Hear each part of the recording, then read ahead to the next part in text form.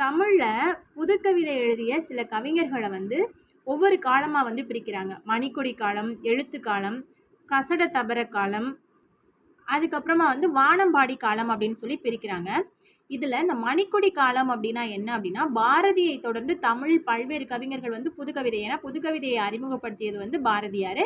அவரை தொடர்ந்து நிறைய வரக்கூடிய கவிஞர்கள் எல்லாருமே புதுக்கவிதையை எழுதுறதுக்கு முற்படுறாங்க. அதில் புதுக்கவிதை முன்னோடிகளாக யார் யாரெல்லாம் சொல்கிறாங்க அப்படின்னாக்க, நா. பிச்சமூர்த்தி, ராசகோபாலன், கூப்ப ராசகோபாலன், கானா சுப்பிரமணியன், புதுமைப்பித்தன், இவங்க 4 பேரும் புதுக்கவிதைகளோட முன்னோடிகள்னு சொல்கிறாங்க. யார் யார்? நா. பிச்சமூர்த்தி, கூப்ப ராசகோபாலன், கானா சுப்பிரமணியன், புதுமைப்பித்தன். இவங்க 4 பேர் புதுக்கவிதையோட முன்னோடிகள் அப்படின்னு சொல்லி சொல்கிறாங்க. இவங்க 4 பேர் இந்த மணிக்கொடி காலம்னு சொல்கிறாங்கல்ல, இந்த மணிக்கொடி காலத்தில் மணிக்கொடினா என்ன அப்படின்னாக்கா, மணிக்கொடிங்கிறது ஒரு இதழ். அதில் வரக்கூடிய இந்த புதுக்கவிதைகளை எழுதினவங்க தான் இவங்க 4 பேரும். அடுத்ததாக நா. பிச்சமூர்த்தியை புதுக்கவிதையின் தந்தை அப்படின்னு சொல்லி சொல்கிறாங்க. நமக்கு அது நல்லாவே தெரியும். அடுத்ததாக இந்த காலகட்டத்தில் தான் என்ன மாதிரியான இதழ்களும் வெளிவந்துச்சு அப்படின்னாக்க, கிராம ஊழியன், கலாமோகினி ஆகிய இதழ்களும் வசன கவிதைகளை வெளியிட்டிருக்கு. இந்த மணிக்கொடி காலத்தில் தான் கிராம ஊழியன், கலாமோகினி அப்படிங்கிற இதழ்களும் வசன கவிதைகளை வெளியிட்டிருக்கு. அடுத்ததான் நம்ம பார்க்க போகிற காலம் எழுத்து காலம். இந்த எழுத்து காலம் அப்படிங்கிறது புதுக்கவிதை மறுமலர்ச்சியையும் வலிமையும் பெற்றதில் இந்த எழுத்து இதழ் ரொம்ப ஒரு முக்கிய பங்கு வகிச்சிருக்கு. இந்த எழுத்துங்கிற இதழ் யாரோடதுன்னா நமக்கு தெரியும் நல்லாவே, சீசு செல்லப்பாவோடது தான் இந்த எழுத்துங்கிற இதழ். இது புதுக்கவிதையோட சோதனை முயற்சிகளை இந்த இதழில் தான் வெளியிட்டிருக்காங்க. பெட்டிக்கடை நாரணன், விஞ்ஞானி போன்ற கவிதைகளை நா. பிச்சமூர்த்தி எழுதியிருக்காரு இந்த இதழில்.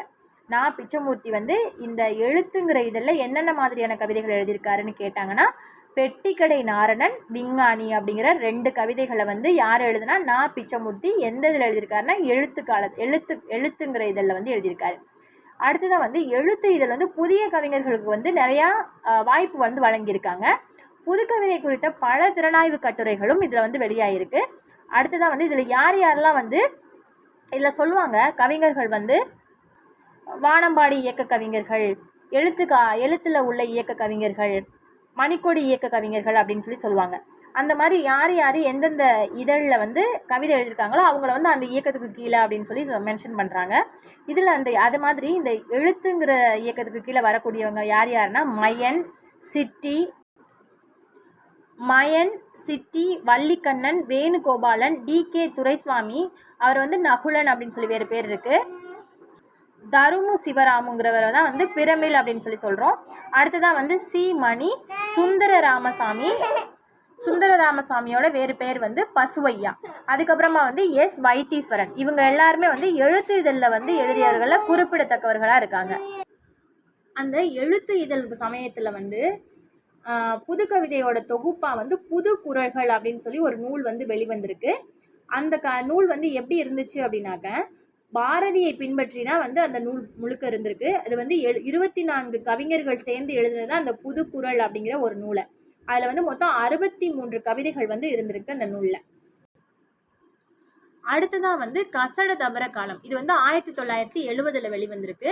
இந்த கசட தபர அப்படிங்கிற இதழ் இதை இதில் யாரெல்லாம் இருந்திருக்காங்க, புதுக்கவிதை எழுதக்கூடிய கவிஞர்கள் யாரெல்லாம் இருந்திருக்காங்கன்னா, ஞானக்கூத்தன், கலாபிரியா, கல்யாண்ஜி, இவங்கெல்லாம் இந்த கசட தபர காலத்தில் உள்ள இந்த இதழில் தான் கவிதைகள் எழுதி வெளியிட்டிருக்காங்க. இதில் உள்ள இந்த காலகட்டத்தில் என்ன மாதிரி கவிதைகள் வெளிவந்துச்சு அப்படின்னாக்கா, நடுத்தர வர்க்கத்தை சேர்ந்த நகர வாசகர்களோட உணர்வுகளை வெளிப்படுத்துறதா இருந்தது இந்த கசட தபர காலம். அடுத்ததான் வானம்பாடி காலம்.